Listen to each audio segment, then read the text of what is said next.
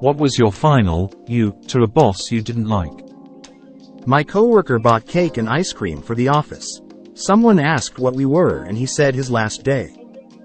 On my last day at the bowling alley, I sent an email to head office detailing all that he'd been up to, but everyone was too afraid to report.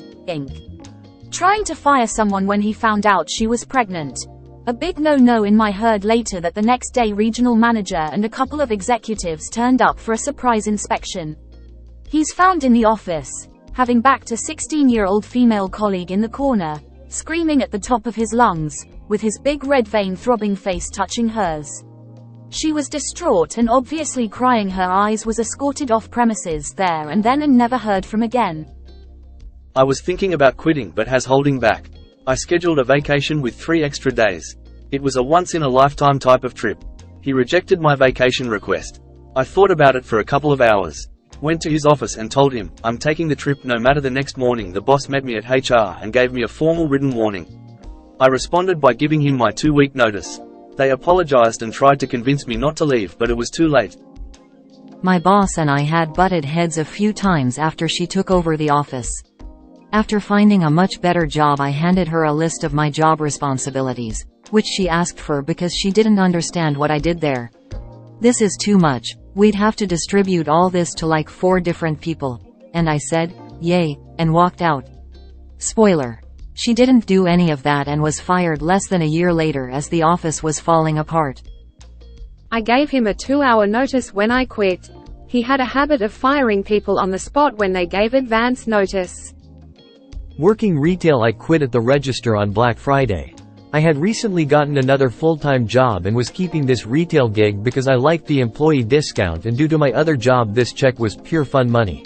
All that is to say, I didn't need the retail store manager comes over at hour 7 of my shift, with chaos and a line 100 people long, and has the nerve to tell me my upsells, fishing for promo signups, rewards, credit cards etc.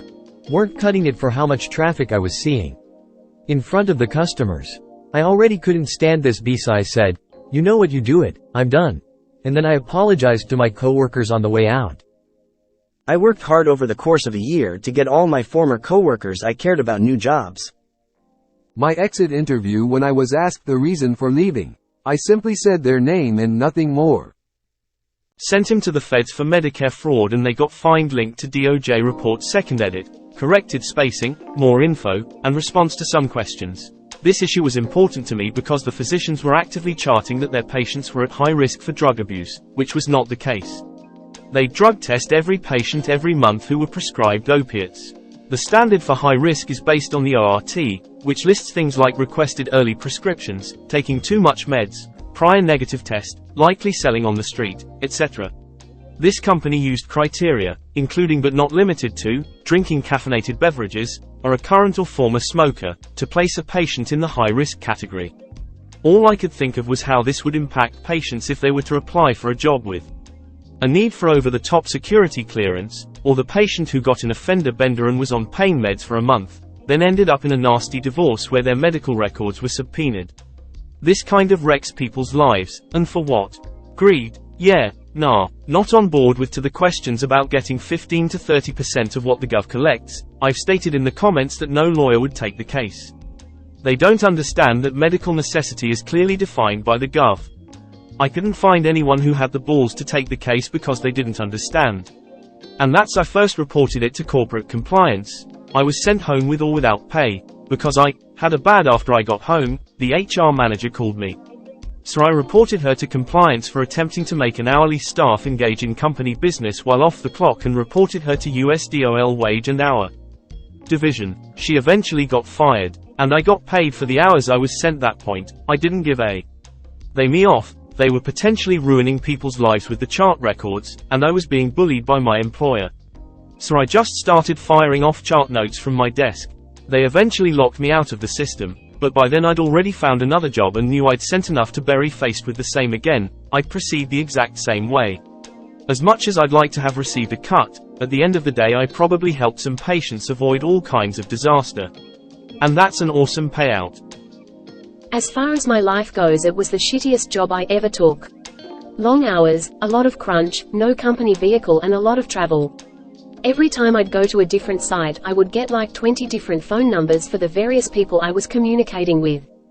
Anyway, so all of the contacts for these people was on my company phone that was synced up to my personal Gmail, which stored all the phone numbers. At some point management decided my job was redundant and decided to lay me off without notice, and without thing I did was wipe my company phone clean before handing it over. A few days later they called me asking where all the contact information was stored. Sorry, I don't work for you. Mechanic at a commuter airline. Boss wanted me to sign off a plane pre-flight inspection. I refused to sign because the plane was not airworthy. He told me if I wished to continue working, then I'd better sign. My response: then I guess I don't work here anymore. I picked up my toolbox and yes, I am an A&P. I did report it to the head of maintenance as well as the FAA.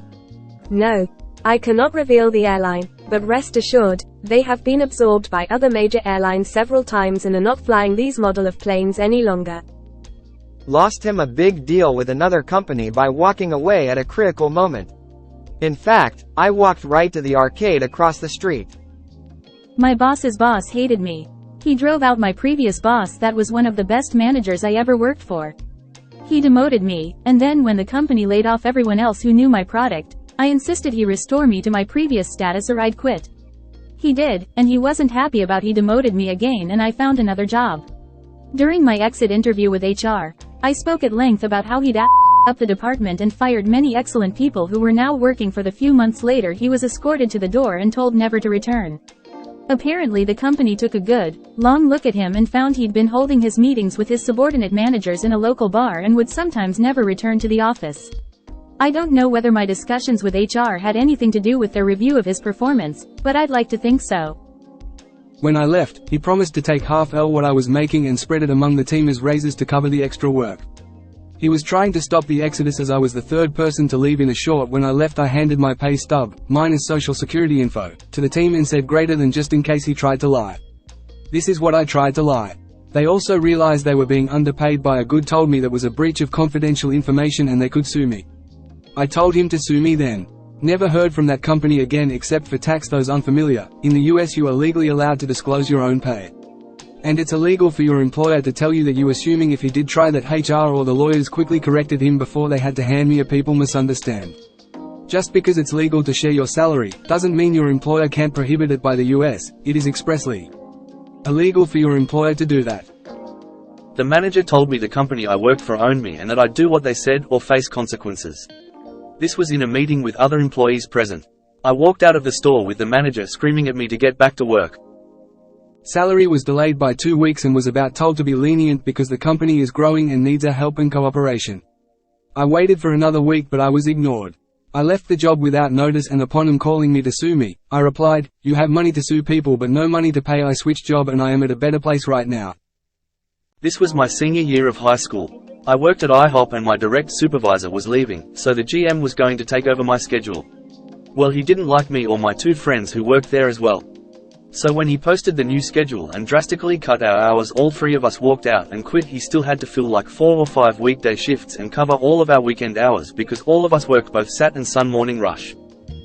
Worked in China in a language training center. Left the country without informing anyone at work. Once I was out of China, I posted all the info I had about the benefits foreign workers were supposed to have but never had. Tax reimbursement, pension savings, and how HR and finance appropriated them in regional and local WeChat groups both in English and Chinese. Also posted addresses of local government offices where foreign workers could inquire about the aforementioned benefits or complain about lack thereof. Applied for a full-time job at a daycare. Interview was on Friday and the director said she would text me over the weekend to tell me my hours for next week. Yay, I got the job. Monday rolls around and no text or email from her, so I am sitting in my PJs at home thinking I'm out of work. At 10 a.m. a random number calls me and she asks me to come in for 11. I let it slide thinking she lost track of time or the end of the day. I asked for my schedule and she said she'll contact me tomorrow morning at 9 a.m. The next day is the same thing, except this time she calls at 11 a.m. asking to come in for 11:15. I waited 2 hours for her call. Now I have no car and live 15 minutes away. On top of this, the shifts were only 4-ish hours long, so the job isn't even full-time. I tell her I need a schedule by the end of the day. Didn't get one. The next day she calls at a random time but too late. I'm busy at an interview with her. Different job. I tell her I'll stop in to get my check by the end of the week because she can't respect my time and lied on the ad about being full-time. Also, I am not getting paid to be on call.